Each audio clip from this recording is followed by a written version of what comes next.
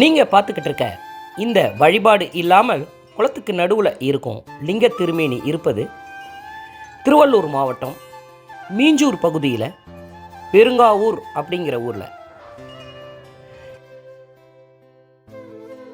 இந்த லிங்கமூர்த்தம் கூடிய விரைவில் சரியான இடத்துல பிரதிஷ்டை செய்யப்பட்டு மேற்கூரை அமைத்து வழிபாட்டுக்கு கொண்டு வருவதற்கு ஊர் மக்களோட இணைஞ்சி முயற்சி செய்து கொண்டிருக்கோம். விண்ணப்பமும் வச்சுருக்கோம்.